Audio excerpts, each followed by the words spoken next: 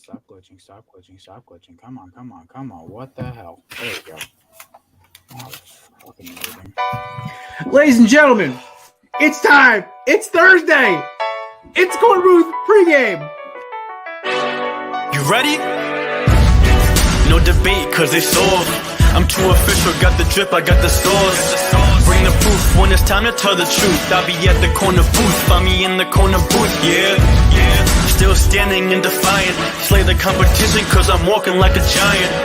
Bring the proof when it's time to tell the truth. I'll be at the corner booth, find me in the corner booth, corner booth.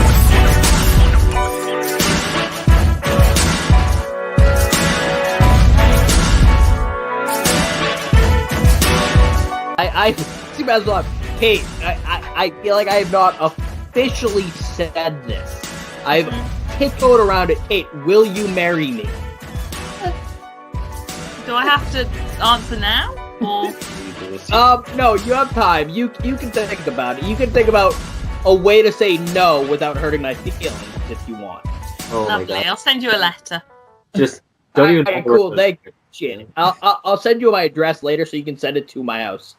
Yeah, I'm never giving you my address. I don't want you getting that close. Oh, I know. Ladies and gentlemen, boys and girls, happy holidays from us here at Korner Booth, and of course to my Christian friends and all of you who's getting presents. Merry Christmas! It's that time of year again. Welcoming you to the Korner Booth pregame. I'm of course your host, Jerry Clem. We're coming in hot like a freaking meteor. I don't know what happened. I looked down at my clock. It said 6:40. I'm like, all right, 10 minute shower, get in, get out. And I'm looking down my clock. It says 6:57. And here's me doing my best Dion impression, sprinting down the stairs, grabbing 4 beers, grabbing my water bottle, and turning my laptop on, all in about a 3-minute window. I thought that was pretty impressive. But joining me, of course, is my amazing co-host, the TikTok sensation, Matt Ordazzo. And I'm glad back you got again. Oh, sorry. Go. No, I was saying I'm glad you got the essentials before we started. Always need the beer. That's literally the whole part of our show. And, of course, we didn't scare him off. Back for a second appearance, my main man from Houston, host of the Insert Name FC podcast, ladies and gentlemen, Hector Flores. He's here with the drink already. I love it. And because I can't get enough of this motherfucker, from the amazing High Low Sports podcast, which I don't even know if they read my comments last night. I kind of had to turn it off after a while because I had to do work. Ladies and gentlemen, the Bert of the Bert and Ernie of Belly of Sports, ladies and gentlemen, DJ. Hard for me to top those intros. You always give me the best intros out there. Hard for me to ever complain. I literally try my best to give people good intros because I learned from the master, my Lord and Savior, Pat McAfee, that a good intro always starts the interview off top notch. That being said, folks, we've made it to Thursday. I have almost a half day tomorrow. I get out like 2:30 instead of 4, which is amazing. Don't y'all love when you get out? You have like a scheduled day to get out early. I've got a holiday party for my job tomorrow, so from 12 to 4, I'll get paid to be pretty much having drinks and eating chicken parm and pasta and rice and everything. So it's going to be great. There you go.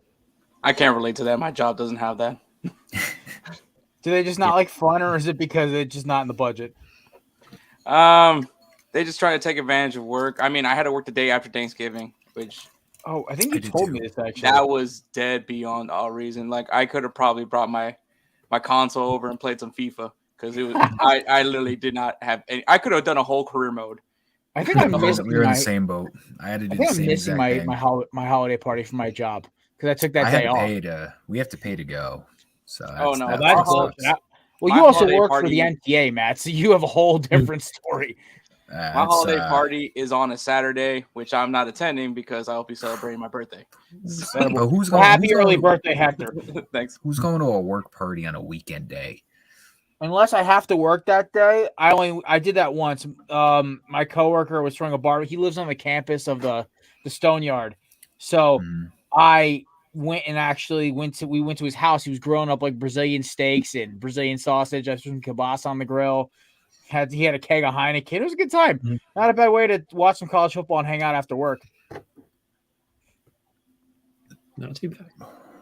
I mean, honestly, I'm not complaining because it was so funny. I sucked down 3 beers and like some steaks and some steak and some kielbasa. I look over, I'm like, shit, I still got to drive home. Like, I better pause, hit the gas hard on this drinking right now. Speaking of hitting the brakes, we'll start off quick with Team USA. We don't want to get out of the way quick because since the last show, unfortunately, Not only did I lose Team USA, I had to lose Poland because fucking Lewandowski can't hit a shot on goal to save his freaking life. Either way, soccer doesn't exist anymore. At least the World Cup doesn't exist anymore. I'll see y'all in 4 years. Well, we all, of course, have our expert Hector. Hector, honestly, so far, my World Cup pick last time you're on is already out. Who right now you think is the favorite to win the rest of the way going forward? I mean, it's the team that I picked from the beginning, and that's Brazil, man. They are on all cylinders right now, man. They're scoring goals, they're having fun, they're dancing. The media's hating it, which is even better. I hope they keep winning because if they keep dancing and piss off the media, it's a win-win for me. But if you're looking at another country, I mean, France, they look pretty strong to repeat. I mean, they did destroy Poland, but I mean, if you want to talk about maybe a dark horse team, Morocco comes off of a huge upset win against Spain. And then also you can probably look at Portugal as well, who ends up beating forgot who they played against, but it doesn't really matter. I mean, they won 6-1 at Switzerland. They beat Switzerland 6-1 without Cristiano Ronaldo. So there's still some things to play for. I mean, everyone may want to see right now that Ronaldo, Messi, FIFA World Cup because Argentina is still in it as well. I don't know. Anybody else got some thoughts on this, Matt? I know your team Antarctica is still. I was just about to say, you already know that I got Antarctica winning the entire thing. No, my country didn't qualify. Italy. Well, my heritage country, I guess you could say, because obviously I'm American, but USA lost. Italy didn't qualify, but Antarctica's still there. So I mean, anybody wants to hammer the money line on Antarctica to win, there's still all the ways to go. There you go. One of my biggest things with this whole thing, I don't know, DJ, you got anything on this World Cup? I don't know. I didn't know if you're the biggest soccer fan, because I don't think we ever talked about soccer between you and me.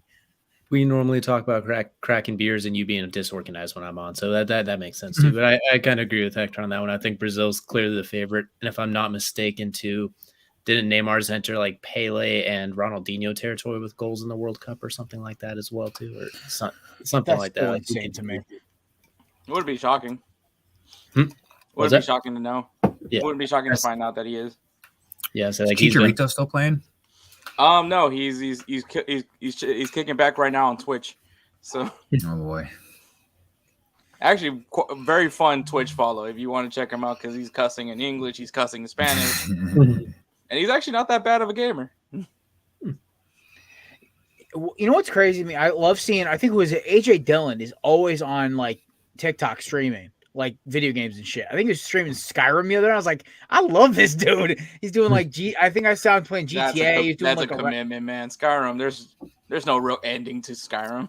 I know. That's why it's my favorite game of all time. Me and Matt ranked our top 10 favorite video games of all time, and the only one that came close to it was Lord of the Rings: Return of the King, the OG game.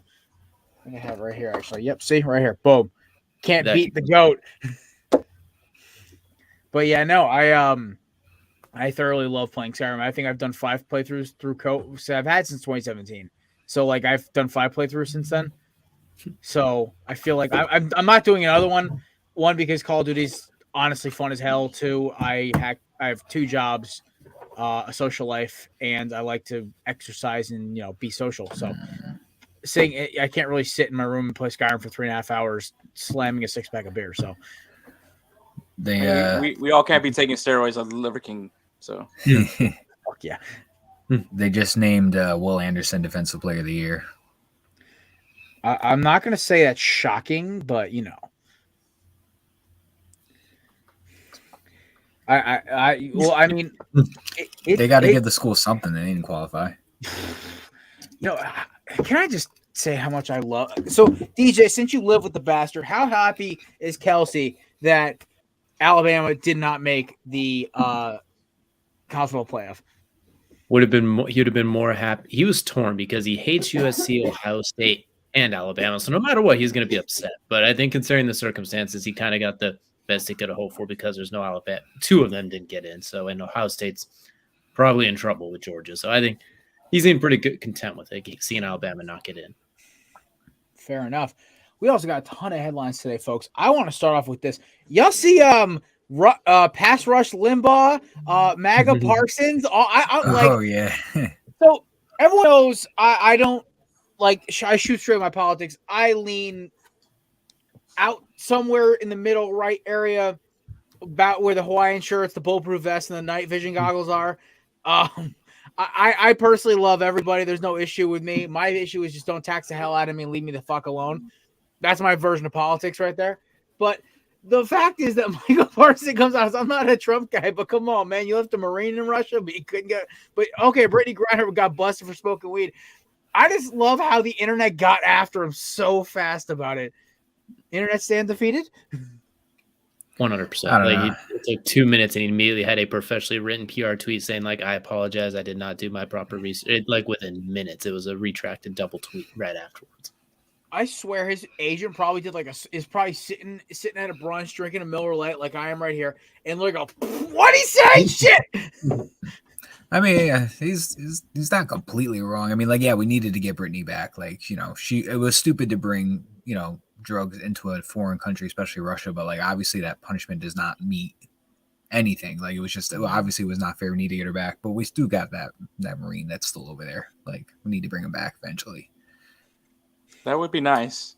I mean, I feel like this is the most lopsided trade I've ever seen in my life. Yeah, you got the Mark's gunman, whatever it is. He's literally the god of war. Literally the guy they based the Nicolas Cage character off of. Yeah, no, Nicolas Cage. Yeah, you know that means serious business. Then, you see the picture of him? He's got a mean mustache. That Victor Bout guy. Yeah, he definitely looks like he's seen some stuff, man. Yeah, I would keep him in there just because of that mustache. He's seen some things. Maybe we should have Howie Roseman take over some of our geopolitical deals as well, too. Maybe he probably would have scored. He probably would have managed. Howie would have gotten us freaking Brittany the Marine. We might have gotten a couple of nukes out of the deal. Maybe a couple thousand boxes of AKs for the rednecks. We would have been walking clean, man. Maybe a couple thousand cases of vodka as well, too. Trading a conditional bomber in the future. Oh yeah, and Vladdy be sitting there in his freaking chair, like, wait, what the fuck just happened? Somehow he's kind of over there. Well, I mean, listen, good transition. Oh, Matt, you go. No, I was saying they definitely talked about this swap earlier, and they were like, "Yeah, that's not happening." And I guess now they're like, "All right, cool, let's do it." Who made the fucking deal? The Jets GM before Joe Douglas? Jesus. Yeah, this was a Mike Tannenbaum deal because at the end of the day, the end of the day, the America's going to be out of funds. He's going to deplete their cap space, and we're going to have no room to trade.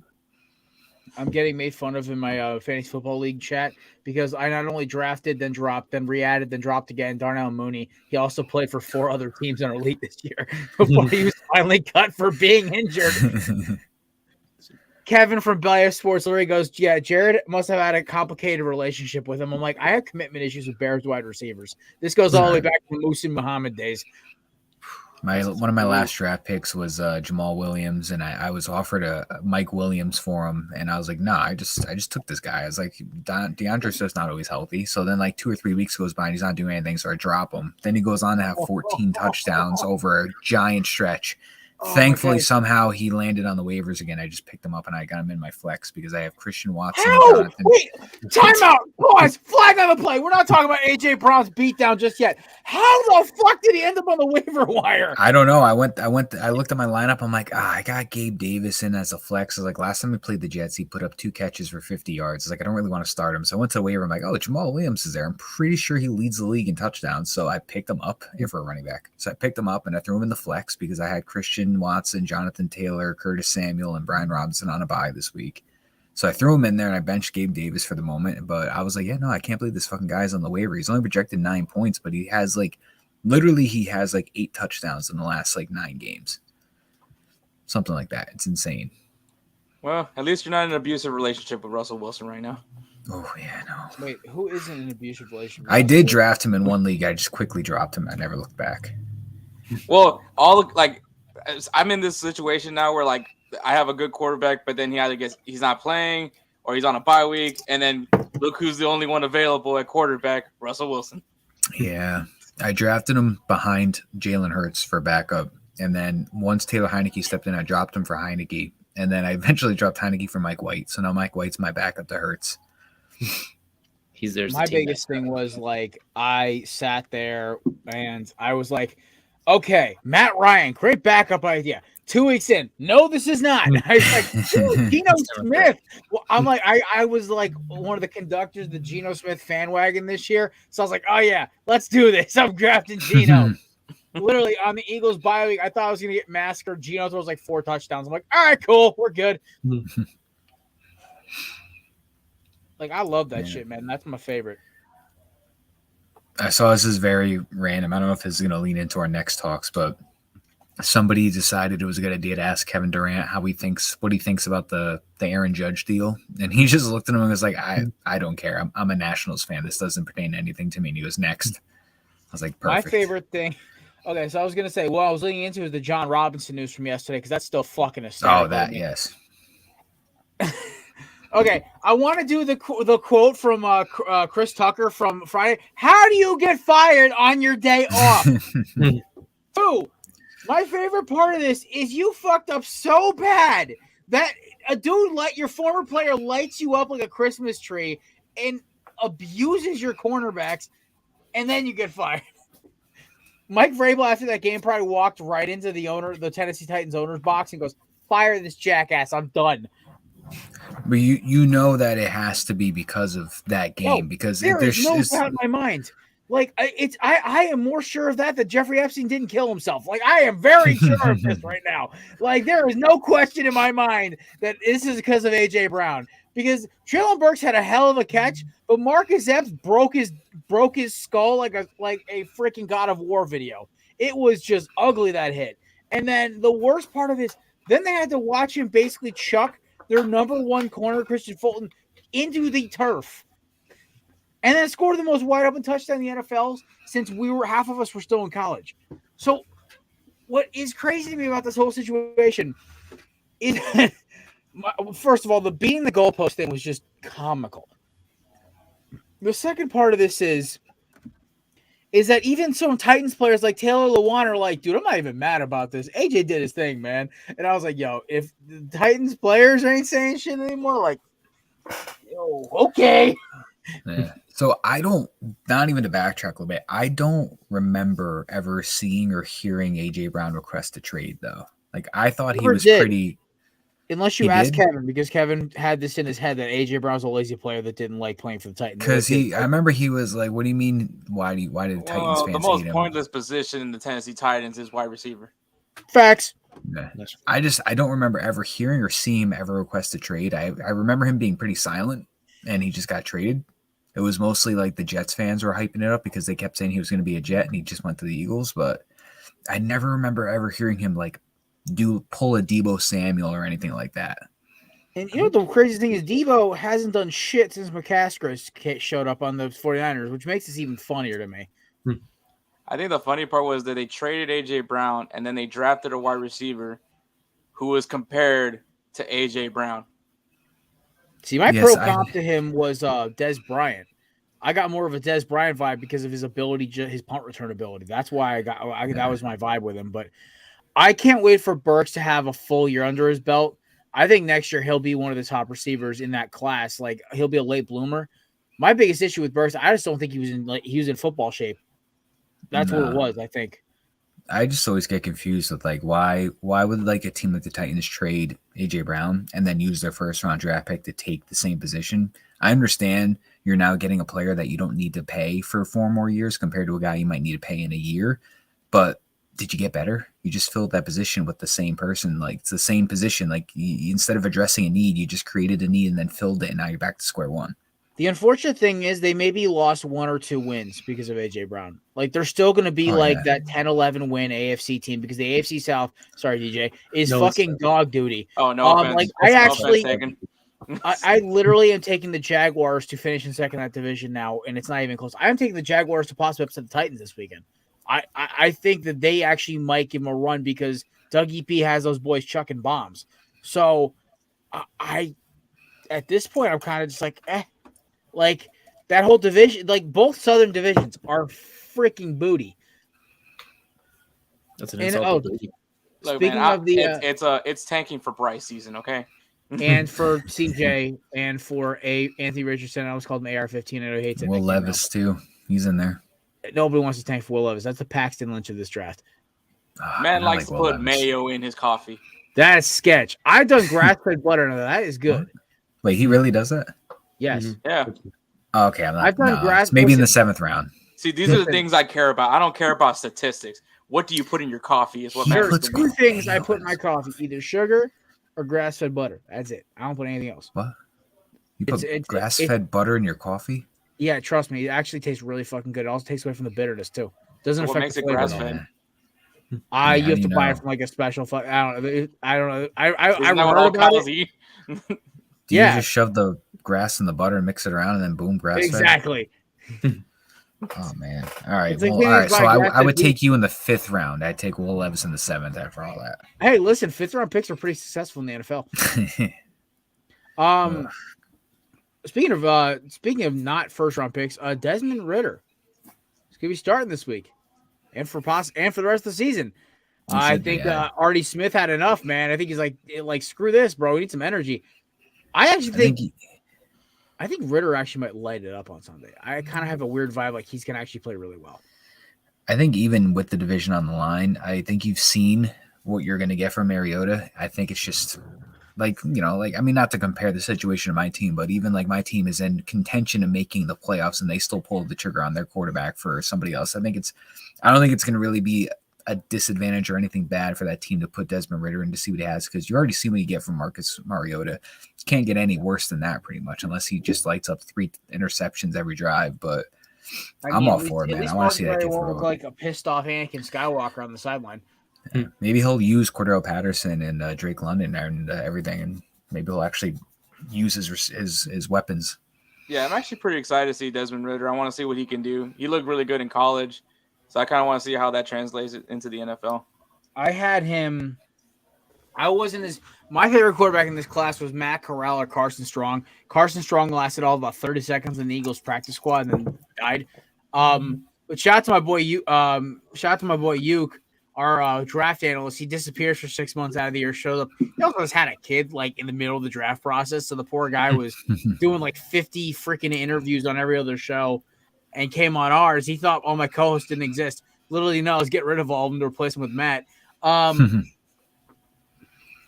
He bragged about Desmond Ritter, so I went back and looked at the tape again. I was like, dude, this kid's right. And I feel bad that I dissed on Ritter because I watched it. Everything in the Cincinnati offense make Desmond Ritter look like a Kyle Trask. Like everything's 5'10", 15 yards, nothing crazy. And then you see the throws to Alec Pierce.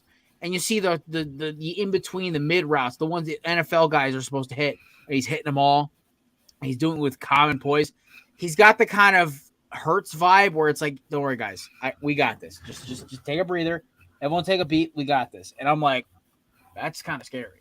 So I got the Falcons. I think that he's going to be just – he may struggle. Like he may lose his opener. He may lose the next one. But I think I almost said Jalen Hurts. I think Desmond Ritter honestly may have been the best quarterback drafted in this class by a mile. I'm a big Ritter guy. Now, I wasn't at the start of the draft.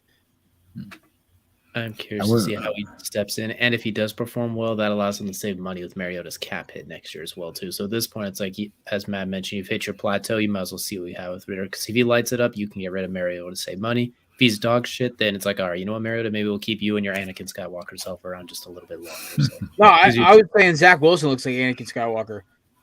Yeah, that was a funny picture. I almost forget that the Falcons traded Calvin Ridley to the Jacksonville Jaguars, because I was going to say I can't wait for next year when he has Calvin Ridley and Drake London and Kyle Pitts, and I realized there's one person that's not going to be there.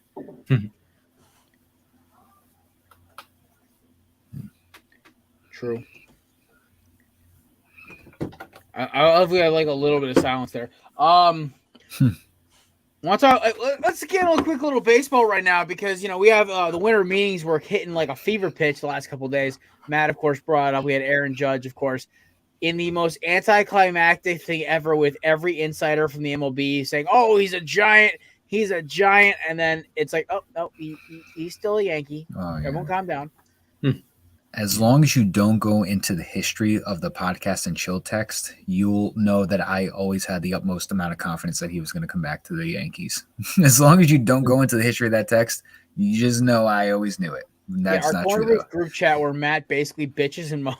Matt and Yeah. Kevin bitch and moan about sports. My buddy Jeff throws a freaking curveball into the chat, and Cruz will post about something amazing he's doing with his life. That's the summary of the chat in a nutshell. I literally, the John Heyman botched report came out about him in San Francisco, and that came out, and I was like, you got to be fucking kidding me. And then my buddy's like, don't worry, it's fake. I was like, oh, you're the best, man. I was so happy. Then I see they signed Mitch Haniger, and I'm like, I texted my other buddy. I was like, do everything you can right now to convince me that Mitch Haniger just put the Giants out of contention with Aaron Judge. Everything you possibly can. Really realize. All $45 million of his contract. Tell me right now that they're out of the race. He's like, dude, I can't do that to you. I was like, all right. And then the next day, or that same night, I text the group chat. I'm like, I'm trying to convince myself, like, just the inevitable is going to happen. He's going to leave. I've accepted it. I'm aware of it. It's just not going to feel good. Literally, the very next text was like 5 hours later, and I was like, guys, I knew it. He's coming back. I always was there. I always believed in it. He got like a 9-year deal. Shout out to, as much as I hate the guy, shout out to Hal Steinbrenner for apparently just calling him while he's in fucking Italy. Like, oh, cool. Aaron Judge is out there and you're in another fucking country. And he's like, what is it going to take? He's like, I just need the 9th year. It's like, that's it. That's all we could have done this whole time was just ask him what he needed and just give him that extra year. And boom, there we go. So he's here till he's 40. You'll hear me complain about it when he hits 36. But for the next 6 years, I'm going to be very happy. Like you already have this mapped out too. Like it's gonna be great Oh, for yeah, 6 years, and that 6-year mark, I'm gonna hate it. By year 8, I'm gonna be Yeah. throwing his jersey out the window and throwing know. baseball every time he's striking out on TV. Like it's great. You have this mapped out perfectly. Yeah. My employer's going to be like, what's your 5-year plan? My 5-year plan is in 5 years, I'm going to be upset at Aaron Judge's years of his contract. And they're going to be like, no, I meant like in life. I'm like, yes, in life. Yes, I'm going to be upset about his contract in 5 years. Correct. Yeah. But 5 years. that was good news. Are you a Guardians fan, DJ, or do you? Not really. Since they're the close by team, I don't mind them. Like they're all right. Like they're not like my heart and soul. They're not like my version of your Yankees. No.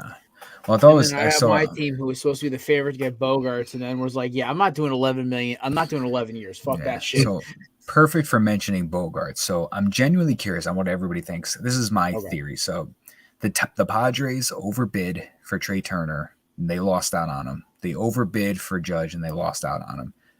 So then they go and give a 30-year-old shortstop 11 years, which is absolutely fucking insane. The last time I saw a 31-year-old guy get anything more than 8 years or whatever it was Robinson Cano, which we all know didn't work out in Seattle.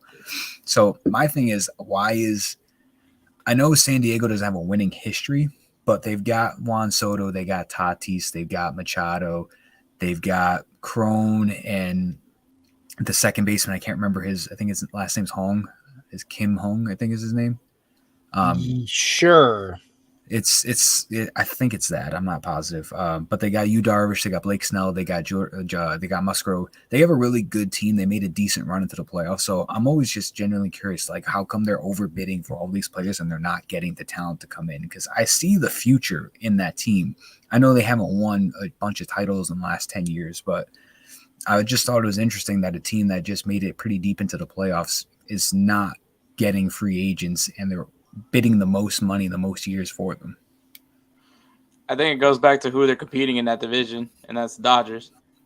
I mean, till proven wrong, as the NL West is the Dodgers division to lose. Oh yeah, 100%. So the question would be, I think a lot of free agents, when they look at that division, they got to know, all right, we may make the playoffs, but we want a guarantee, and the Dodgers is a guarantee. Mm-hmm. I'd say, sense. What's so funny about the NL West is that I have been an NL West fan my entire life.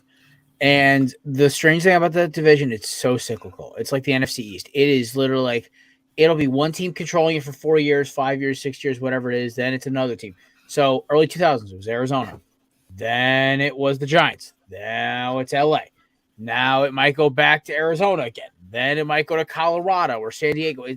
San Diego actually was before Arizona in the late 90s. It's always been a cyclical division. Usually one team controls it for about 6-7 years and then calls it a day. but it really just ends up being this whole thing. And going forward, especially with the NL West, it's going to be interesting now with everything being done with free agency. I think winter meetings end today. There's still a lot of free. I want to see where Correa goes. Now, Yeah. I'm not going to give myself hope that he's going to sign in Arizona, even though that'd be such a D-backs thing to do, to throw him a bucket of money and say, hey, come play shortstop with us for the next 10 years. I'm not holding my breath. I would just like us to get that catcher Murphy. I'd be happy with that. So that being said, I think the winter meetings have been awesome. DeGrom going over to Dallas to play for the Rangers, awesome. Keep him out of the Mets. I don't have to watch him smoke my Diamondbacks every time I go to a Mets D-backs game up here in New York. So it's kind of a nice thing. But speaking of the Yankees, though, one more Yankees fans join the podcast. Ladies and gentlemen, this man is the only chaplain I still keep my Rolodex. He is the host of the amazing No Credentials Required podcast, one of the best craft beer aficionados I know. He is doing an amazing Christmas giveaway with Invader Coffee. Check it out on his Twitter. And he is one of the coolest dudes I know, and he has the best cat, second best cat. Sorry, Ghost is better, but I love tag along. Ladies and gentlemen, one of my favorite humans of all time, Ryan McCarthy. That's Smoothie King. He's just hitting that protein shake like a champ. Hell yeah. McCarthy, we're just finishing up a little hot stove talk before we move into some football. Oh, we're going to talk about Arson Judge? I love that name. I really love that name. Are we talking about Arson Judge? Or are we talking about Coke Camels making a return at 38? Wait, you what? missed that He's tweet? back? Did you miss that tweet? After he said Arson Judge, the next day he put Coke Camels, 38 years old, coming out for retirement, trying to make a comeback, and then he deleted the tweet and put it as Cole Hamels. He also said Xander Bogaerts was going back to the Red Sox. Poor John Heyman, man. You Poor saw John John Boy's Heyman. video? John Heyman just needs to maybe take a breather now. Oh, I am selling the Arson Judge tweet on a T-shirt on my Bonfire store. FYI, check it out. I love the pettiness. Man. I love the pettiness. I'm loving all of this. I'm also hating how DraftKings is handicapping anything to do with the Rams throwing a turnover, because I guess Baker Mayfield's starting tonight, but nobody knows what the hell's happening. Oh, what a season for the Rams! Okay, first of all, Beth, I understand you love Gary, but I love my little homicidal white cat, and Ryan loves Tagalong. There is a bias in this hierarchy. I also love Oreo, but Tagalong loves me more. Fair. Even though I saved Oreo's life about 3 weeks ago. Oh boy, I feel like there's a story coming on here. I'll tell you in the green room after the show. Okay, awesome. All right. That being said, folks, we do have an amazing Thursday night game tonight. It's amazing because Baker Mayfield might be fucking starting tonight. Can we talk about that for a second? This man, at the beginning of the NFL draft, was still a member of the Cleveland Browns. Then he's a member of the dumpster fire known as the Carolina Panthers, who got a win with Sam freaking Darnold. I see ghosts and get mono from middle school teachers Darnold. So, that being said, now Baker has been picked up in waivers by the Rams because they need something. And something tells me McVay's seeing what he's got in Baker, because there may be a chance Matt Stafford retires at the end of the season. If I'm Stafford, I got nothing else to play for. I got my chip. I realized coming back was a mistake. I should have walked off into the sunset. That man is taking a beating. That being said, I really, really, really love this whole game. I love everything about this whole game. I love the fact that we may have a chance at seeing a Baker Mayfield touchdown pass. We may have a chance at seeing Josh Jacobs literally run roughshod through that depleted Rams defense. And the best thing of all, I get to see the pure chaos of the Raiders getting another win and sneaking in the back end of the playoffs like they did last year, because that's only the most Raiders thing of all time. So don't look now, by the way, but this garbage can and AFC West, someone said AL West, you have the Chargers who play the Dolphins this weekend. By the way, that's in our six-pack. Also, by the way, I'm not so sure the Dolphins will roll because the 49ers just showed the entire league how to beat the Dolphins. And it's not even the way – it's just control the clock and get after Tua. And now the Raiders have an easy schedule. I looked at the Raiders' schedule going to the end of the season. Their only really tough game they left on the schedule is the Chiefs Week 18. I can bet you $50 the Chiefs are going to sit their team. I mean, sit their starters because they're going to wrap this division up by probably Week 7, Christmas Day maybe. So that being said, I think we're going to have a very, very nice, possibly a 4-1 stretch out of the Raiders, 5-0 maybe, and them sneaking to the playoffs, and that's hilarious because of how bad their season started and the low point losing to Jeff Saturday and the Colts. Sorry, DJ. I told off. I'm sorry, man. It doesn't get much. That's embarrassing. If you lose them, they should have retired the rest of the season. You can't lose to them. Melissa must leave Dolphins alone, but the problem is they played softer than melted mozzarella cheese on Sunday. So I love how you just said mozzarella, and that's how I know you're a Philly fan. I think this game has the potential to be so fucking bad that it could just be fun to watch. And I mean, I'm excited to see the Raiders light it up. I think Devontae Adams is going to have a big game. Josh Jacobs should be able to run for everybody he wants to run for today. I have no idea what to expect from the Rams. I have Cam Akers in because I have to have him in because of all the buys I got in this week. But this could be fun in the sense of like Baker could just come in and be like, listen, everybody thinks I suck. I got nothing else to lose. I'm just going to sling it. I'm going to do this and that. So this could be such a terrible game that this could just be fun to watch. So this could be like one of those, like maybe not really a high scoring game, but it could just be such a shit show that this is just like get your popcorn ready kind of thing. It's gonna be like Charlie cutting the brakes in the van on Always Sunny, and he just yells, "Wild card, bitches!" Yeah! I mean, literally, that's nuts. literally one of our intros for this show, which is just hilarious. I love it. But oh my god, I love like anybody else is scared Baker might just come out and chuck 5 touchdown passes. No. It would be very. I think it'd be very Baker or Rams like if he were to just do that, and all of a sudden Sean McVay's like, "All right, go give this man like a 2-year deal," and then he comes back next year and it's just the absolute fucking just what he just was in Carolina. All right, quick. I need a anytime touchdown scorer for the Rams. Akers, Kim Akers. Yeah, Cam that's the Akers? safest bet. All right, because right now I have Devontae for 1, I have Josh Jacobs for 2 touchdowns, and I have a bunch of props around my boy DC chucking a couple bombs to Devontae. So, feeling confident in myself today. That seems pretty safe too. I imagine Devontae's gonna get that seems like pretty safe there until you said we need a Rams player to do something. Then it got a little bit sketchy. Devontae Adams is a wagon right now. He's definitely gonna get at least one. We're gonna talk about this. Me and Matt and Mason are probably gonna rank our top 10 receivers next week. We kind of throw a mishmash list together, and I was like, okay, the only guys who have like creeped into the top 5 is like AJ Brown, and then you basically have the same 5 with Devontae Adams. It's Chase, it's Jay Jets at number 1. You could possibly throw Tyreek in there, even though I'd still put him at 6 because I think if you just do double coverage over the top, you can still kind of take him out of the game. And Stephon Diggs. There's your 5. Diggs, Devontae, AJ, Jamar, and Jay Jets. Because Cooper Kupp would be the only one in this list that's not in there, and he's basically done for the season. So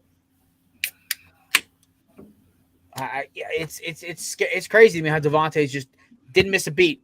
And the Raiders' offense is more obviously chuck the ball downfield oriented than Green Bay was.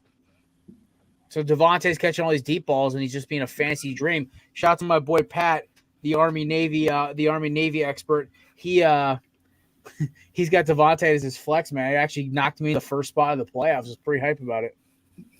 How funny is it that as soon as all the other Raiders' weapons went down, which should have made Devontae more open, so you couldn't focus on him. But as soon as he was the only option is when he started going ballistic as well too. When in theory you should be able to double him every play and say good luck everybody else, that's when he decides to go off, as opposed to when they were loaded. Oh, the other thing is Darren Waller could be back next week.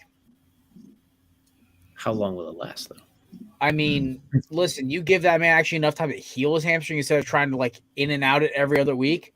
I think he actually might be able to heal. So that being said, how are we feeling tonight, gents? Who we taking? Matt, you're up first.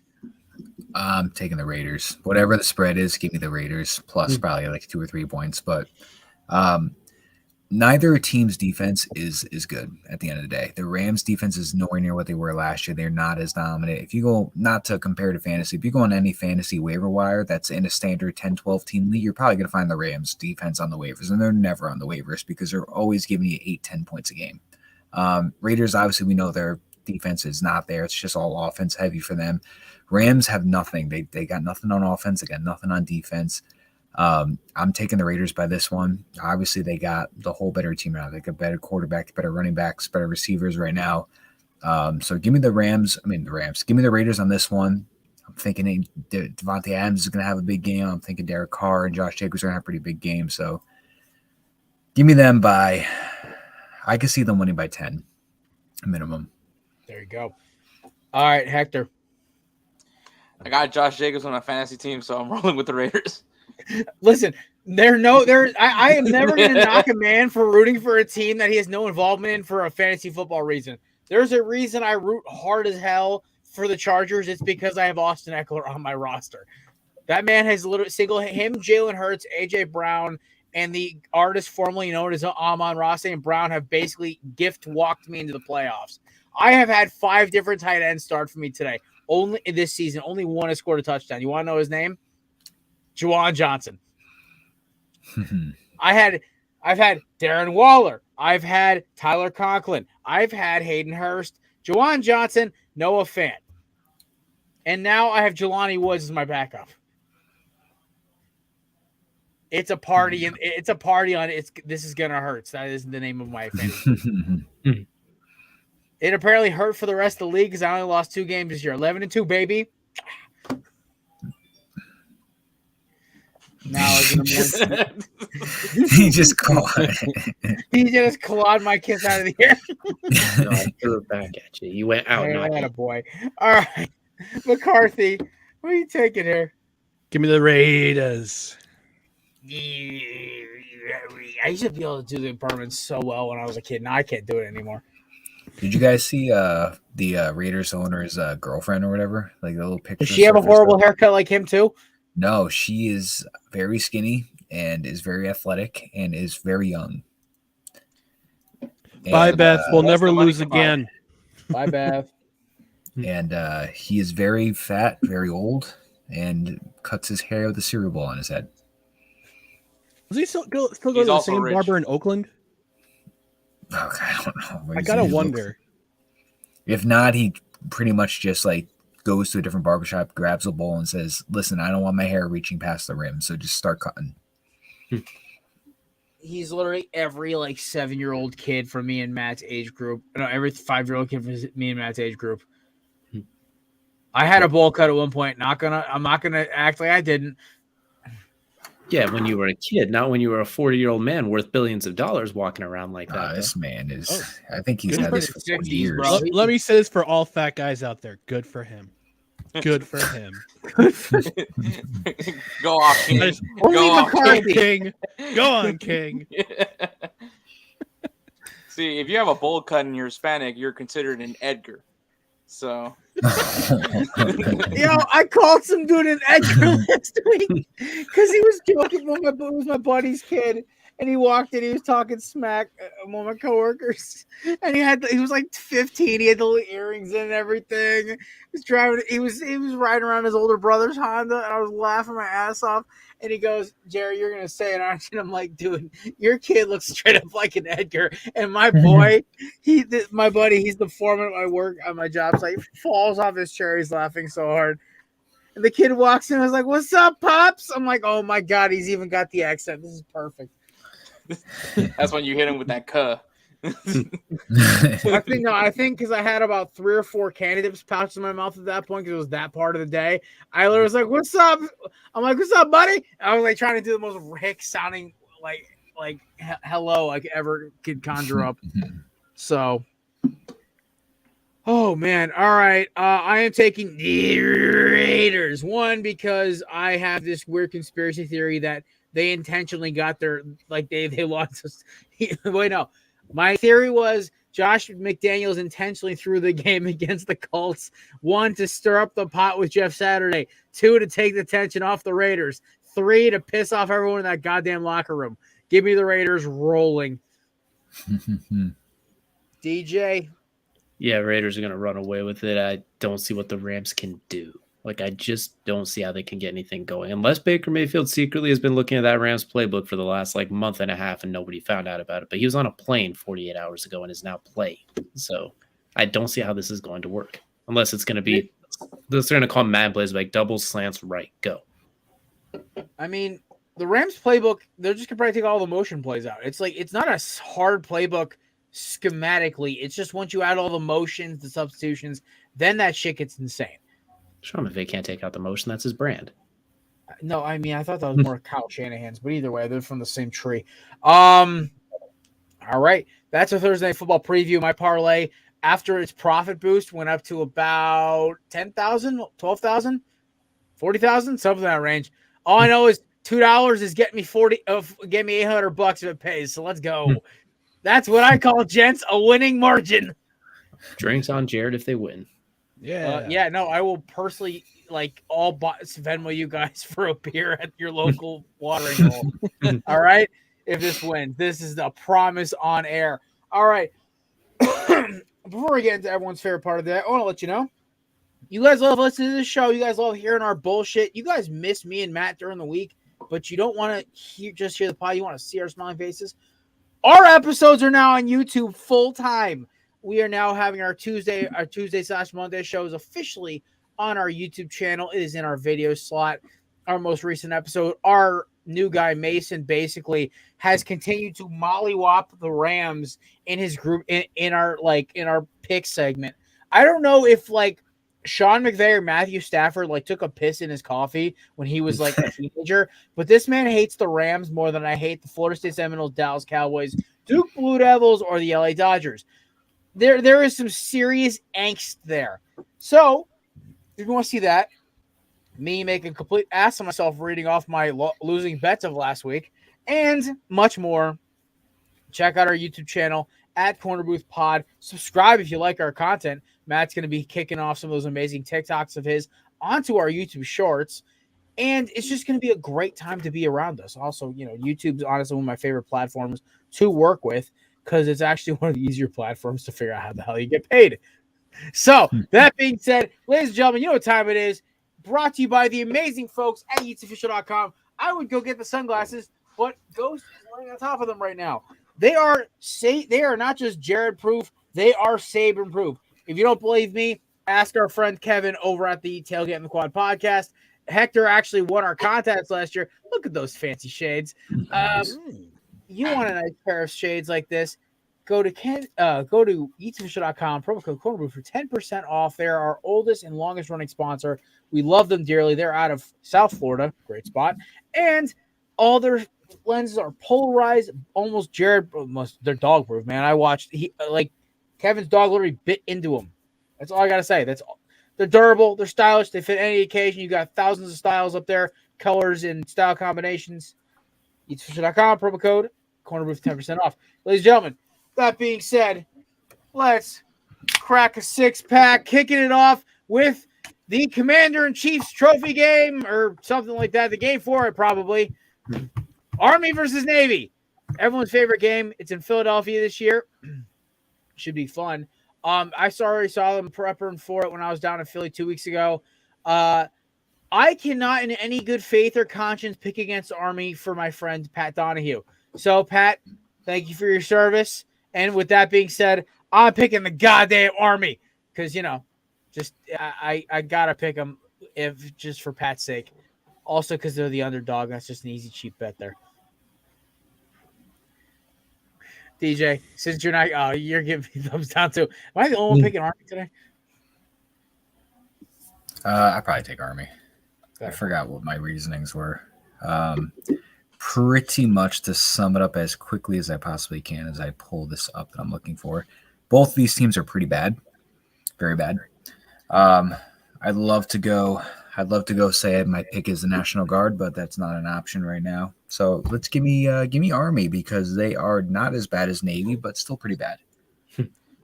Technically, the National Guard is the Army. I know. I like saying that because I get out everybody that's an Army person get pissed off at me because like, oh, that's a Sunday Soldiers. I'm like, I just wanted to rile you up. Everyone's got that one friend who's in the Army who just gets irritated at the sight of a freaking National Guardsman. All right, Hector. All right, man. Since 2010, I was raised in the great city of San Diego to become a U.S. Marine. If you guys don't know, if you go to Annapolis, part of them do graduate to become United States Marine officers. So obviously, I'm never gonna touch anything with the Army. Give me Navy, beat Army. There you go. McCarthy. I have an older brother who is taller and bigger than me, and he served in the Navy for 4 years. And if I were to pick Army, he would stump a mud hole in my ass. So go Navy, beat Army. There you go. All right, DJ. I'm just gonna follow the ship, and I'm gonna say Navy as well too. I think there's great pun. Great pun. It's tough to follow getting stomped a mud hole and beat Navy with the 10 years of history. It's hard. You guys left a very hard trail to follow. I mean, listen to Jonathan Gannon's body double over here. I mean, he always knows what he's talking about. Am I the only one that, like, whenever you hear Navy, you think of SpongeBob, where he's like yelling at Squidward? He's like, Squidward, you call the Navy, not the Navy. That's all I can think about whenever I hear Navy. I saw a meme today, and I sent it to my buddy because he did something really freaking stupid. I sent him the meme from Patrick sweeping the floor the wrong way. Hey, pal, you rolling for Stupid Town? That was the best part. That was the best line. I'm keeping that one in my holster at all times because there are about 4 or 5 people in my daily life that I text that to because I look at them like, you fucking idiot. You also got to break out. Oh, brother, this guy stinks. That was me with Carson Wentz in 2020. Every Sunday, sometimes on Monday. Oh my God. Either way, all right, we're moving on. Lions, Vikings. How is it? Okay, so I'm gonna bitch and moan about sports books for a minute. How the sweet cherry fuck are the Vikings road dogs? The game I mean, at if this game is played, in Minnesota, they're 1.5 point favorites at home. What's happening? This just to me screams like Vegas wants you to just buy all in on the Vikings money line because it's plus whatever, and then it's just going to just backfire. I don't know. This feels like a trap line that I don't want to be on. See, Matt, you realize I'm always feeling dangerous. And here's the problem. I've already lost so much money picking on the fucking Vikings, picking against them, that what's a fourth loss against the Minnesota Vikings going to do to me? Fuck the Vikings. I'm done with them. They've screwed me out of like 7 parlays this year. Give me Motor City Dan Campbell and biting kneecaps, brother. I'm going to tell you what, man. We're going to beat the Vikings, man. I'm going to tell you right now. Jamal Williams got 3 touchdowns. I'm all right. St. Brown's going to have about 2 or 3. Or to beat my 40. They're going to come out flat. Because every time the Vikings play an emotional game, the next week they play like doggy doo-doo. So there you go. There's my answer. Give me the Jeff Okudah picking off Kirk Thuggins. I almost couldn't pronounce it. So if you pick before I even make the selection, if I were to choose the Lions, technically that's not an upset pick, right? Because they're the favorites. It is not an upset pick because one, they're favored. Right. 2, yeah, that's all I need to know. Then because I'm Jets in the next game, I'll let that one roll. We'll get there. He doesn't want to Jets himself ever again. We'll get there. I'm taking the Lions on this one. I think the Vikings will probably win. I just think this is exciting because the Lions are hot. They've won 4 in a row or something right now or in that area. Jamal Williams leads all running backs with touchdowns with 14. Amon St. Brown's a beast. I think they're getting Jameson Williams back soon. And Jared Goff in a dome, for some reason, he's the greatest quarterback ever when he's in a dome. But when you take him out the dome, he just looks terrible. But so I'm going to take the Lions with this one. I think it's going to be the 3-point kind of spread. I think it's going to be within that point margin for the final score. But give me the Lions with this one. So I'm excited for this game. See, when I make a ballsy pick, I always feel better when Matt picks the same pick, so I won't lose a point in the points competition. Yeah. Oh, I've got my upset all ready to go. It's just we'll get to that game when we get to that game. I'm kind of hoping it's not the same one I have because I'm really banking on. If it is, I guarantee you we have the same reasoning. Just guarantee you. Probably. All right, DJ, since you're in the middle of us, You know what? Go ahead and give me the Vikings. The point spread's fun, but I still think they're gonna put there. It's not played in prime time, and they weirdly enough the Vikings are terrible on defense, but they do get a lot of takeaways. They are among the league leaders in takeaways, if I'm not mistaken, too. So see, Kevin Wilson's got that. Yo, Kevin, I'm taking the over to the moon, baby. I might throw a couple $100 on the over. You kidding me? Neither of these teams can make a stop unless Mike White's throwing a football to Braxton Berrios. So, oops, sorry, Matt, too soon. Yeah, I'm rolling with the over here. TJ, continue. My bad. Yeah, you just give me the Vikings. I think they're gonna like. I agree, no defense, but I think it's gonna be like 35-25, something like that too. Jared Goff's gonna throw a couple of picks, and it's not prime time, so Kirk Cousins will look okay, and Dalvin Cook will probably get loose. And I saw one rumor that they were using Jameson Williams as a gunner on the punt team, which is amazing because that's what he played in college, and I love that because he was one of the best gunners in the SEC like for years. You watch the highlight tape. This dude's tracking down cornerbacks like punt returners from behind because he's so fast. Yeah, but I don't like him coming off an ACL and immediately going into that role as well too. I'm like, that's just asking. More dudes get hurt running. Listen, I would be if I have this theory, right? If the NFL went back to all natural grass, the ACL tears would drop by 70 to 80% within the first year. The fact that they use that stupid turf with the catch in it, with the freaking splittable blades of grass, is the dumbest thing ever. I know it's the cheapest, but leave it to the NFL for their money saving to cost guys their knees. McCarthy. This one's definitely a toss-up for sure. But Lions are playing at home. They've won 4 out of 5. Their defense is playing a lot better than they have all season. It's amazing what letting go a bad secondary coach can do for your team. I'm going to take the Lions in this one. I think the having the home field advantage is going to suit them. I think they learned their lesson the first time when they played the Vikings and they let that lead go. They lost in the last minute of the game, actually. So I think they learned their lesson. I think Dan Campbell's learned his lesson. This team's rolling, and actually, this team's scary to me because they play the Jets the next week, and I don't know about Matt. I'm a little scared. Yeah, to be honest, I'm a little scared of them. I'm taking the Lions. Yeah. All righty. Mr. Flores, the floor is yours.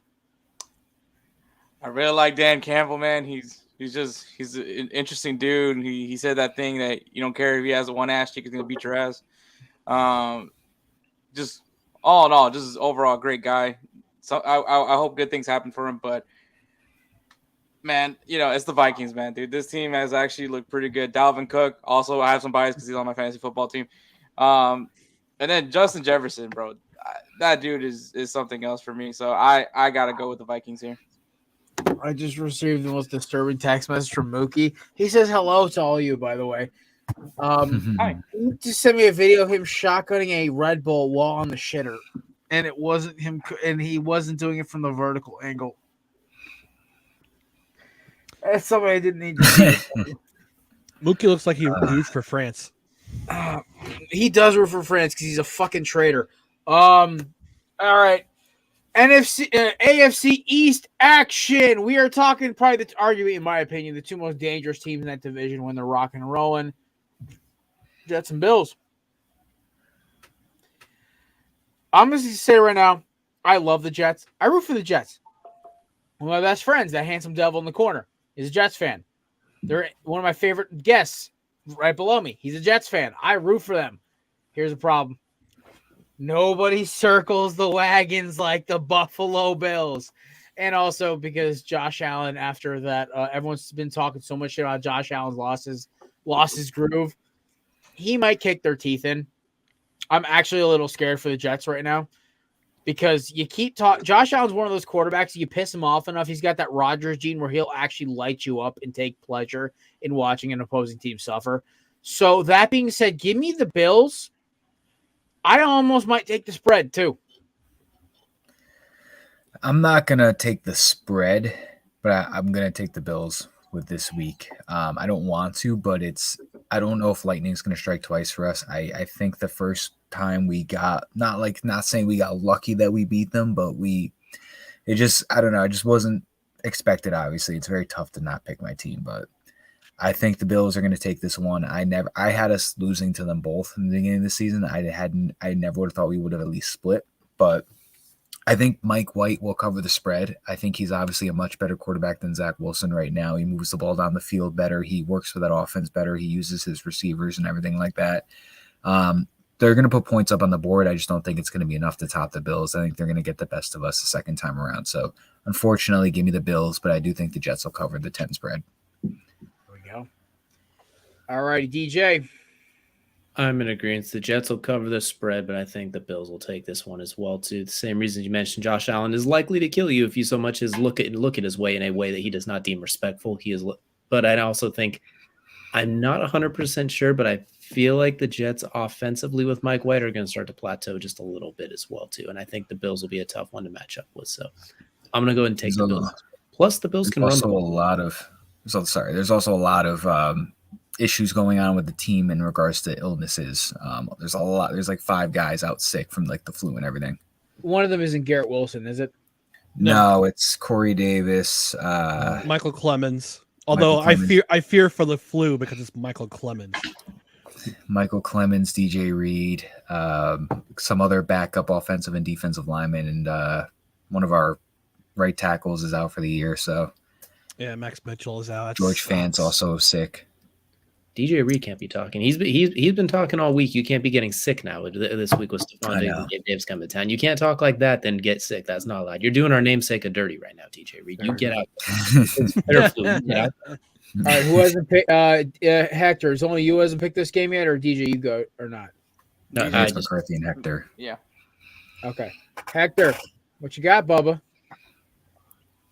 No Von Miller, no problem. The Bills.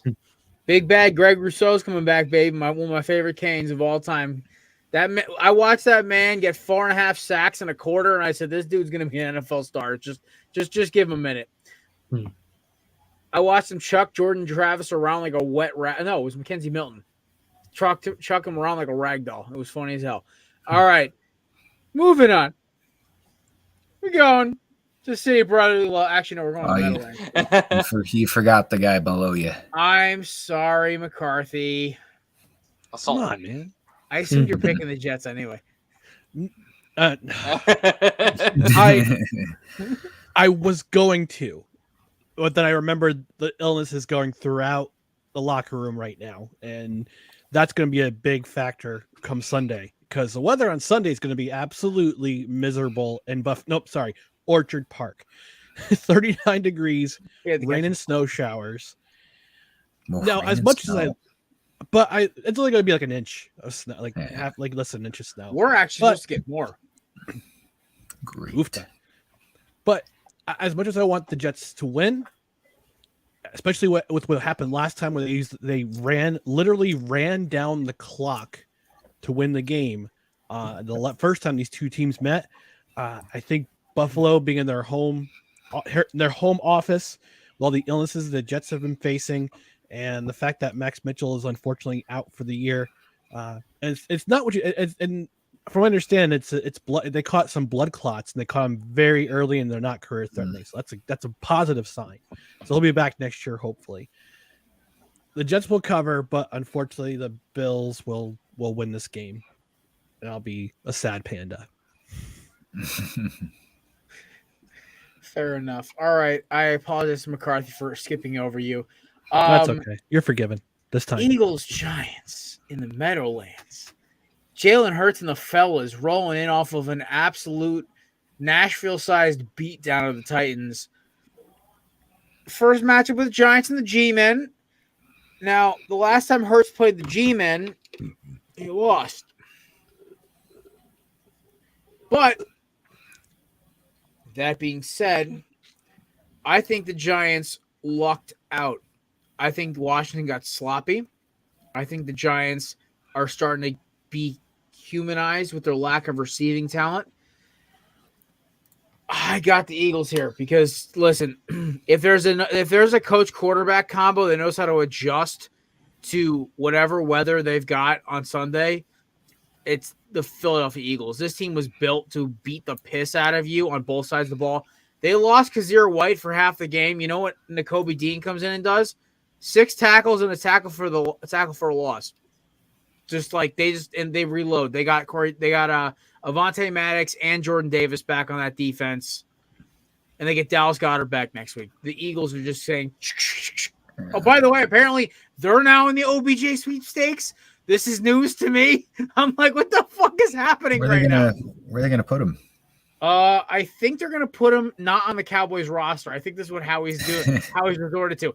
He goes, I don't care if I've got to pay him double what I pay Quez or Devontae combined. Just put him on for 7 plays a game. He's not on the Cowboys or Giants roster. We're good. Yeah, I still want him to go to the Bills, though. I think that'd be electric. You still don't have Xavier McKinney. You don't have Dory Jackson. You still don't have any receivers. It's pretty much going to be Daniel Jones not turning the ball over and hoping that Saquon Barkley can just run the ball down the throats of the Eagles defense. That's not going to happen. Hey, Danny, Javon, Hassan, and Josh are coming for you, Bubba. That Eagles defense is fucking terrifying.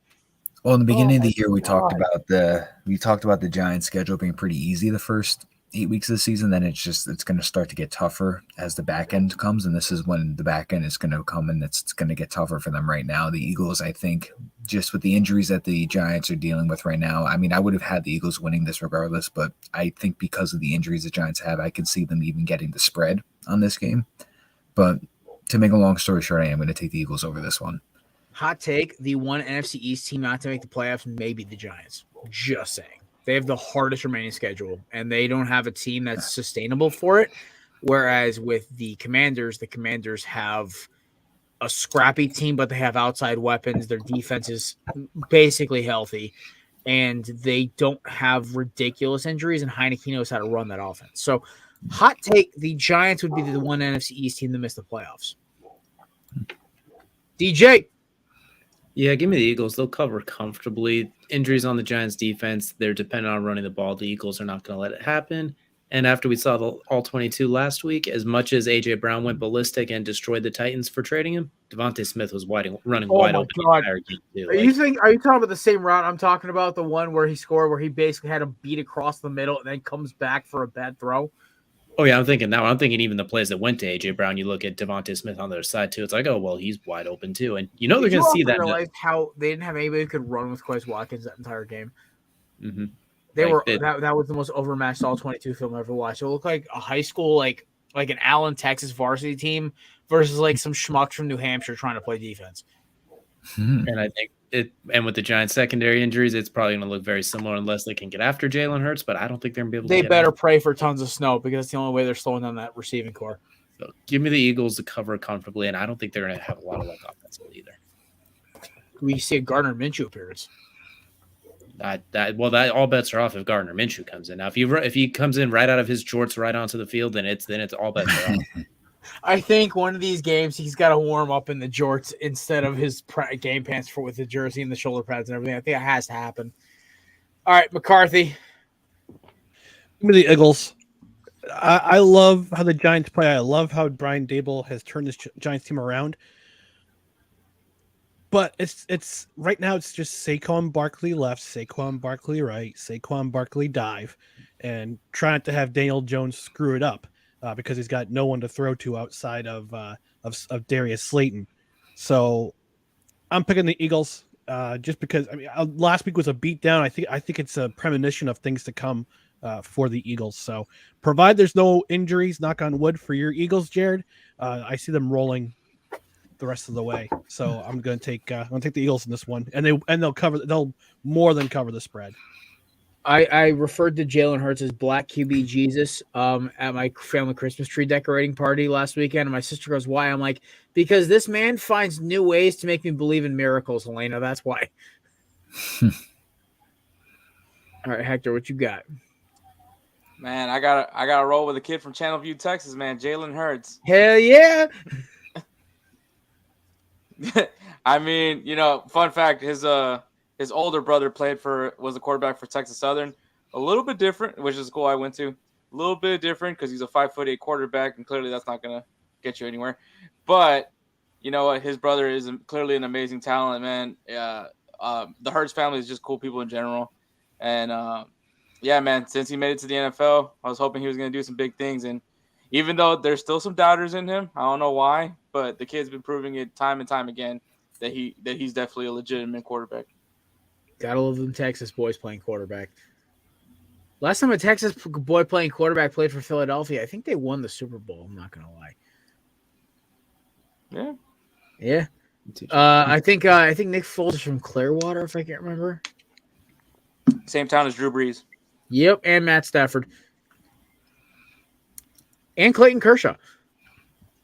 Oh yeah, fun fact: Clayton Kershaw and Matthew Stafford both played Little League. That high school's Hall of Fame has got to be like littered with shit. Like Jesus.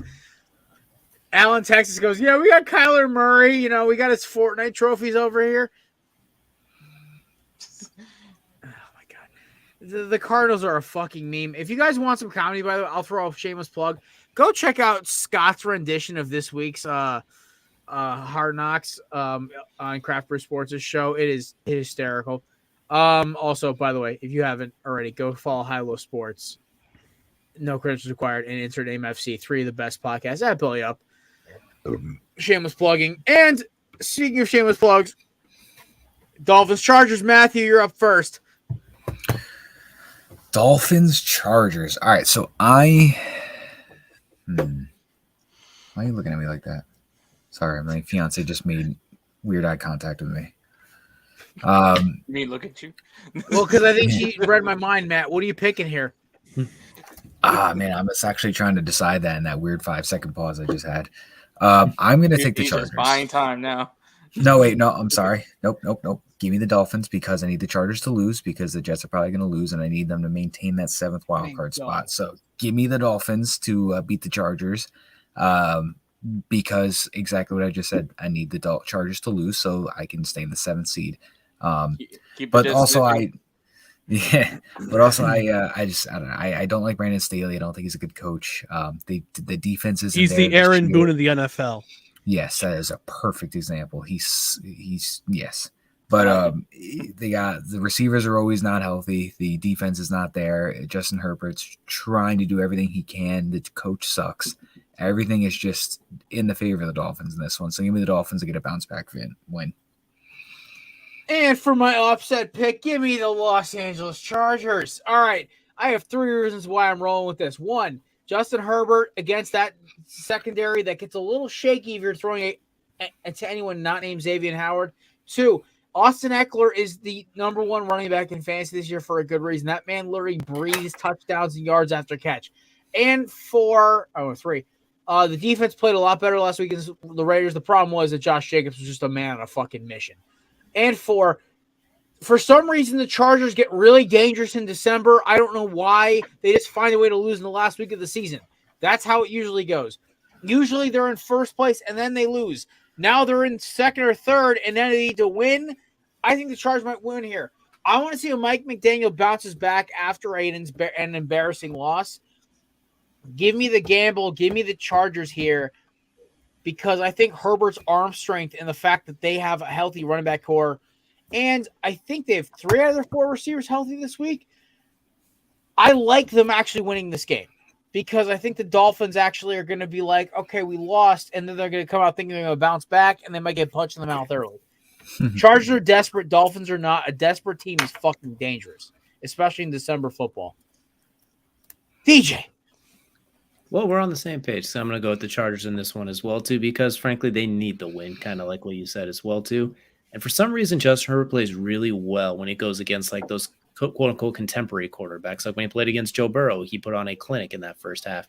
And when he goes against Patrick Mahomes every time, he always lights it up, even when they lose in that 1 pick 6. So I think the Chargers are going to come away with this game, especially even with Mike Williams injured. I think they're starting to get moderately healthy. moderately, but it's still a long ways to go because they've been snake bitten since day one. But I like Justin Herbert in this game to make a little bit of a statement. I think it'll be close, maybe like a 5-6 point game, really close, but I'll take the Chargers to hold on late. There you go. I had my gimme, but then I just got an update that Geno Smith is like questionable. I'm really nervous right now. I do not want to risk my money on the Drew Lock experience. McCarthy. I'm a little bit distracted. I'm reading the Twitter Files Part 2 that just came out. So about accounts being blacklisted. I'm pretty sure no credentials required, and Corner Booth has been blacklisted on Twitter. No, we have not. We are upstanding individuals. My political views are not the reason I was blacklisted by a bunch of softies. But anyway, this is going to be a fun game to watch. Even though I as a Jets fan, I have vested interest in both these teams losing. But it's in LA, and Justin Herbert seems to ball out and is the opposite of Kirk 2 Chainz in primetime. So I'm going to go take the charge. I'm going to take the Chargers in this one. All right. Upset special. That's my upset. My corner, Matt. What you got? All right, Hector. What you got here?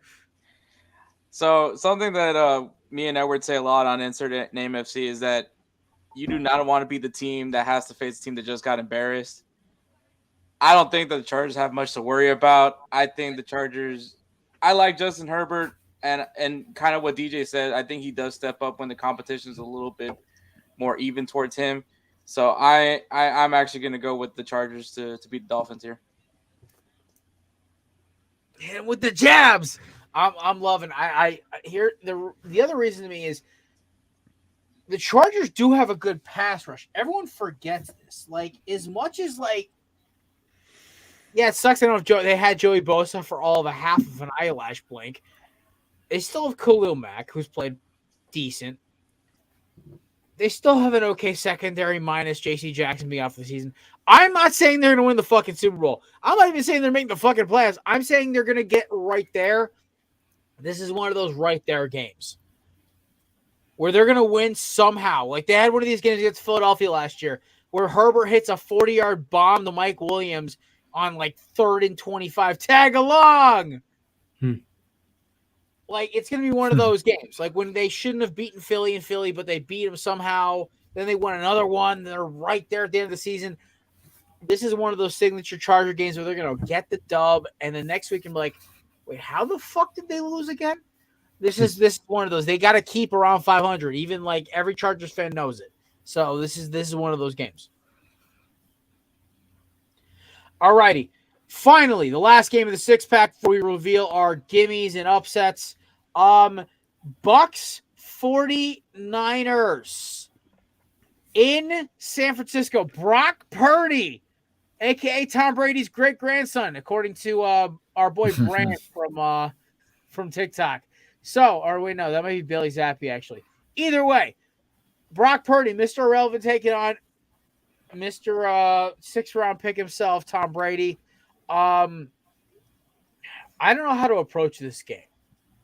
I'll lead it with this. We have a team in the Bucks who are desperate, but in the division lead.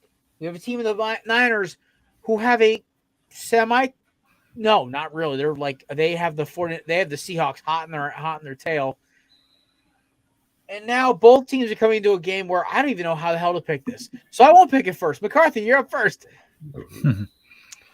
Give me the Niners. It's gonna be a slobber knocker in the words of immortal words of Jim Ross, good old JR. It's gonna be a slobber knocker. That's for sure. Between two really good defenses, I think the 49ers come away with the win based on the fact that they're probably going to torture Tom Brady all game long, and the Buccaneers defense is pretty exceptional in my mind. Even though they gave up they got down behind last Monday, but it's a travel week. They're traveling to the West Coast. It's sometimes some teams can take it, some teams can't. And Tom Brady, even though Tom Brady's playing basically at home, at home in terms of that's where he was born. I just think the 49ers defense is elite. and they gave the Miami Dolphins lots of trouble last week.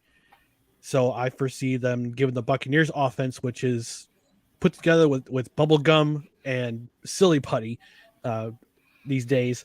I think they're going to give the Buccaneers a lot of trouble. It's going to come down to the last. I think the team that scores last wins, and that team is going to be the 49ers. I think they'll do just enough to win this game. I will say this. Generally, I don't like picking against Tom Brady. It gives me stomach ulcers. But this man saved the parlay for me last week with that last-second touchdown pass. That being said, I think Christian McCaffrey and that Kyle Shanahan-led offense might actually commit some serious hardcore assault on that defense that is banged up. The Bucs have played sloppy all year, and this isn't Monday night against the Fighting Dennis Allens. Okay, this is actually a real football team that everyone said was going to be a Super Bowl contender, possibly the best team in the NFC, not named the Cowboys.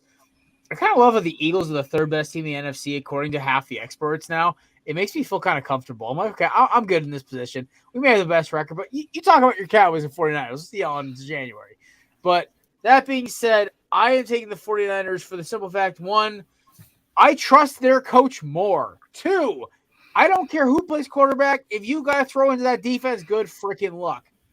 Three, Brock Purdy may be young and he may have to actually step up and get a good win here, but I think the Bucs are the best worst team, whereas the Lions are the worst best team. If that makes sense. Makes sense to you. That's all that matters. I think the Bucs will make the playoffs if they keep winning. But Desmond Ridder could come out throwing the ball around like Marcus Mariota when he was in his rookie year in Tennessee, or he could come out ripping the ball around like freaking Andrew Luck. I don't know. If Desmond Ridder is the truth, then the Bucs are scared because now we've got our legit. They can't rely on a Grady Jarrett roughing the passer to bail them out this time. So that being said, the Bucs should not have this good of a record. Give me the 49ers. Matt?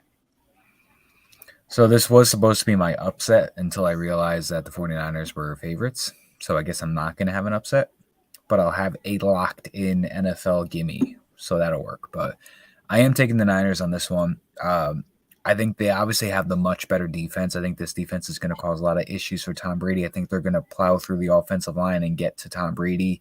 Probably going to sack him like 4 or 5 times this week. I'm expecting like a big game for that defense. A big reason why I'm taking the Brock Purdy-led 49ers is because Tom Brady, for some reason, is just terrible against backup quarterbacks. I mean, if you go down the list, he has lost to guys like Kyle Orton, Mark Sanchez, Ryan Fitzpatrick, Colt McCoy, Sam Bradford, Brock Osweiler, Nick Foles, Taysom Hill. Yeah, just to name like 8. So I'm thinking Brock Purdy could be just into that list of just backup quarterbacks that have taken down the legendary Tom Brady. So for those reasons, I am going to take the 49ers on this one. There you go. All righty. Hector Flores. Man, you know what? San Fran has been really good on the defensive side, and I think Kyle Shanahan's offense proves that it really doesn't matter who they have at quarterback, just with all they have around him. Hey, Brock Purdy did a really good job last week, so I have more faith in this 49ers defense overall, and that's what I'm going with. So give me the Niners. There you go. All right, DJ, close us out here. Give me the 49ers. I think they win at literally every single position except quarterback when you go spot for spot, place for place. And at the same time, they'll find a way to pick on every weakness on that Tampa Bay defense. So give me the 49ers. I think the Bucs might cover the spread. It might still be a close game, though. All right. I just placed my parlay. My gimme. No Gino, no DK, no Kenneth, no problem. Give me the freaking Seahawks over the Panthers. My boy Travis Homer gonna eat it up against that horrible Panthers team. I think Gino is actually going to play. I think DK will as well. With I don't know about Kenneth Walker though. But either way, DJ Dallas and Travis Homer are pretty good backup running backs.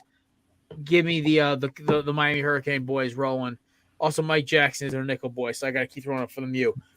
Even though they disappointed the hell out of me this year. Well, it's That's not my looking favorite. likely for Kenneth Walker and DJ Dallas for this week. I spent all of the remaining free agency waiver wire money that I had in my league on DJ Dallas, all $7. And he went from being projected at like 10-something points to 1.62 this morning. So not That's looking because like he's going to play. they said Travis Homer's the projected starter. Yeah, I picked up, I dropped him, and then I just picked up Tony Jones, I think it was. But I got who is I picked up the new running back for the Jets. Your boy Zion. Zay Knight. Zonovan Knight. Bam I Knight. love that Bam dude. Knight. Like, Bam Knight. Yeah, Zonovan Knight. Bam and Knight. I just picked up Travis Homer for Darius Slayton.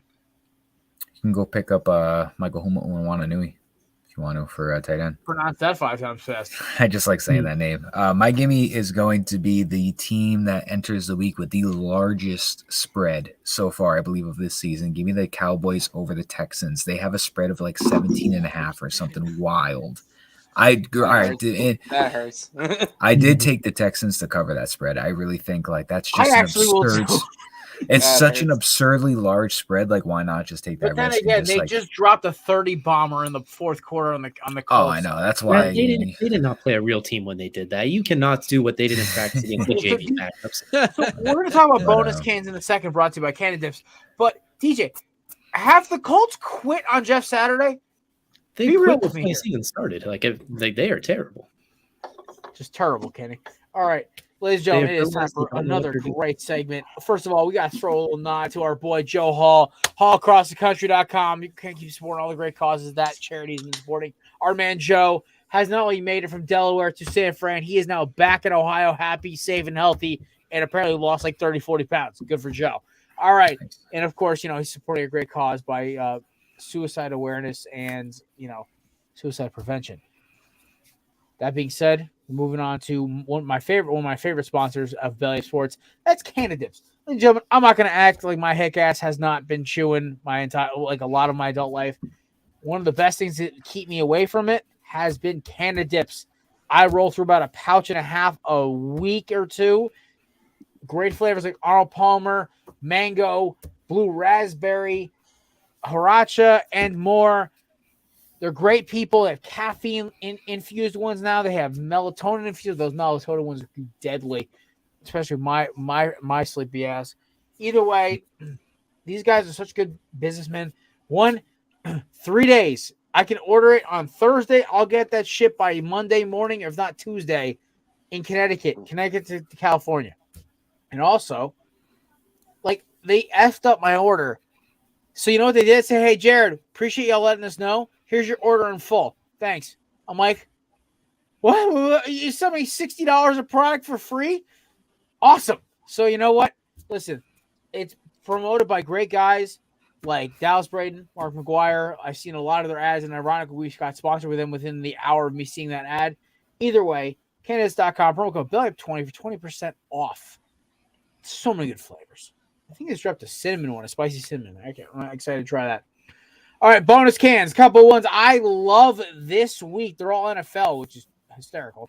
Another one to look at for an upset pick, Jags Titans. Anybody else sniffing a little bit of an upset there with the Titans kind of reeling after this lost their GM? Got mollywopped by the Eagles. Jags coming in. Personally, unless it's like the Texans or the Panthers, I wouldn't really be surprised if any team was to kind of take a W over the Titans right now. They're obviously having a much better season than I think a lot of people anticipated for them, but they're not a scary team defensively. They're not a scary team offensively, so I would not be surprised if the Jaguars squeaked out a victory over them this week. Fair enough. Another one to throw out there is Browns-Bengals. Deshaun Watson gets another week in practice with his team against Joe Shiesty. I didn't put this game in the six-pack because of that exact reason. I don't know what Deshaun Watson we're getting this week. I don't think we're getting, 2019, 18, 17 Deshaun Watson and for probably until next year. I think he needs to get like a handful of games under his belt to get the rust off and then go through a full training camp again and I think maybe by next year we'll see the old Deshaun Watson playing wise, but I don't think we're going to get anything close to that this season.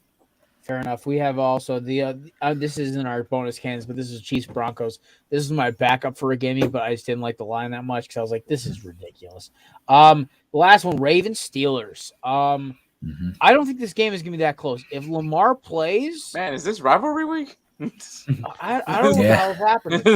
It's NFL rivalry week, right? Seriously, you got Jags Titans, you got Vikings Lions, Eagles, Giants. You got Jets, Bills, like Browns, Bengals. This was actually a pretty fun week. The Battle of Texas, even though it's really more like a beatdown. the beatdown of Texas. Tyler Huntley doesn't matter. Give me the Ravens in that one because I think Kenny Interception is going to keep doing his thing, man. He's going to live up to his namesake. So. This is a good way for Tyler Huntley to show the Ravens, like, hey, I can play. I mean, last year we saw him play. He looked really good, but this is his chance to show them, hey, like, I'm a good quarterback, and, if Lamar walks, I'm here. There you go. Lamar, like I was about to say the same exact thing as well. We're great co-hosts. If Lamar ends up saying, hey, I want to go to the Jets, or I want to go to Miami, or I want to go to, well, not Miami because they got two. Oh, man, say that first one more time. Go to the Jets. Matt's got to go change his trousers. Matt's nipples just got hard. Matt's got to go change his pants. He got to code White and not Mike White. So that being said, I actually love Lamar in that Robert Saleh team. Be amazing, especially with the fact that 3 big receivers that love to get after the ball, and then you have that guy Elijah Moore if he's still on the team at the end of the season. I think the fact that with that running game, I think Lamar would thrive in New York. Also, he's a superstar in the making. The thing is, I think the Ravens just botched this. And I think Tyler Huntley honestly would be a great replacement. But if they do lose Lamar, I think they would go after like a Will Levis in the draft. So, that being said, that is bonus cans, ladies and gentlemen. It is 8:32. We are about 2 minutes over right now. It is still 0-0 in the almost the end of the first quarter. 7-0 Raiders. 7-0. Who scored? Josh Jacobs. 2-yard run. That's one, baby. All righty. Raiders. All righty. I didn't check yet, and I just saw it just now. There we go. All right. So yeah, just updated 7-0, 9:08 in the first quarter. Ladies and gentlemen, we appreciate you coming by today. Shout out to our sponsors, Yeats and Candidates Official, and of course one of the newer sponsors, True Classy Tees, promo code Belly Fantasy. Let's give a little nods and shout outs. Hector, where can we find your amazing content? Obviously, at Insert Name FC on Instagram and Twitter. New episode tomorrow. New episode of Insert Name FC. More World Cup talk. Obviously, getting ready going into the quarterfinals for the FIFA World Cup. Also is coming up tomorrow. So, getting closer and closer to the finale of this World Cup. Here we go. All right, DJ, where can we find you and your roommate's amazing podcast? You can find us at High Low Sports on pretty much every major social platform. Live shows every Wednesday at 8 p.m. Eastern time. We just went through and picked every single bowl game yesterday as well too. And one of us might have chose some chaos for the college football playoffs. So also, I'm still mad at you. I'm still mad at Kelsey and you. I'm more mad at Kelsey for not calling them the Thundering Turd when he was like, it was right there. I'm still mad about that. It was right there. I'll put a note into him as well to make Jared's pissed. He's supposed to come on the show next week, so I will ridicule him profusely. I was about to text him now, but I'll wait until after the show while I'm cooking. And you handsome gentleman, Mr. Carthy, where can we find your amazing content and your giveaway from Invader Coffee? Yes, so no credentials required every Tuesday at 7 p.m. Eastern, live on our YouTube channel. My co-host Dustin, I gotta drag his ass here for Corner Booth sometime. Corner Booth. That'd be fun. Let me know. Dustin's a great guy. He's awesome. He's an awesome I love dude. talking. I came on for your anniversary show. He's a cool dude to talk to. Yeah, Dustin's awesome. So we're doing a giveaway. We're gonna do a giveaway. We're trying to get to 200. We're trying to get to 200 YouTube subscribers before those bums at Craft Brewed Sports do. What we're doing is that we're doing a giveaway, and we're going to give away a $50 gift card to Invader Coffee. They're one of our partners at No Credentials Required. Great coffee, awesome coffee. Give them an order. So what you need to do is that you need to go to our YouTube channel, which is youtube.com/@NoCredsREQ. Subscribe. Screen capture that subscription as proof. and then tag us on social media that you subscribe to the channel. Right now we're at 145. We have 55 to go. We want to get to 200 by the 31st end of the year. And I'm really, really positive that we're going to get there. But this would be a nice incentive for anyone who wants to win a gift card and get some great coffee, and also maybe get themselves some apparel or a nice mug. So go ahead and check that out. I'm also going to be starting new episodes of Have Another Donut, which is my New Jersey Devils podcast. We're going to be talking about basically the month in review. I haven't done a podcast in almost a month for this particular podcast, but we're going to start rolling again because right now the New Jersey Devils are a certified wagon. So check out that. Check out No Credentials Required and enter the contest. And you can win some a nice gift card from us. So you have until 11:59 p.m. Eastern time on December 26th to send me that to get to be entered into the contest. We're going to do the drawing on the live stream on December 27th. So would appreciate your subscription. We appreciate you subscribing. And again, just a nice incentive to have a $50 gift card. So enter the contest. You might win something. There you go. All righty, Matt, where can we find our amazing content? Well, you can find me personally at Corner Booth Matt on Instagram and TikTok, and BigWisp_8 on Twitter. And you could find the Corner Booth official page on Instagram and Twitter at the Corner Booth Pod, or at Corner Booth Pod. Corner Booth Pod, not the E in front of it. The Corner Booth at TikTok, and the Corner Booth Podcast on YouTube. There you go. Yes. And of course, you can also find me at Belly Up Jared and Corner Booth Jared. It depends on the social media. I think I'm Belly Up Jared on Twitter, and everything else is Corner Booth Jared. Either way, you can find this amazing show on YouTube, like Matt said. We put a lot of effort in this. We are finishing up almost our 8th season. Our season finale, of course, is the day after the Super Bowl. That would be February 9th. Our Corner Booth Christmas party is going to be Wednesday, December 21st. Because Matt won't be able to make the 22nd because he'll be actually at Jets Jags in the Meadowlands. So we'll be doing it the Wednesday, actually. We're doing giveaways. We'll have a lot of special guests. I might be wearing my Santa hat again. Hopefully we don't have another Kevin's mom story like we did last time. That was in our intro. We had Cruz almost pissed himself. He was laughing so hard. Actually, Mason will be there for that one. So you guys get to meet the rookie finally. He's actually able to make a Thursday. Should be a fun time, and I may try to do some giveaways. I'm working with Candidates and Mike about doing some dip giveaways, maybe some Yeats, whatever. Either way, folks, we appreciate you stopping by. I hope you have an amazing weekend. Please drink responsibly, and we'll see y'all Monday for another episode of Corner Booth Podcast. Peace!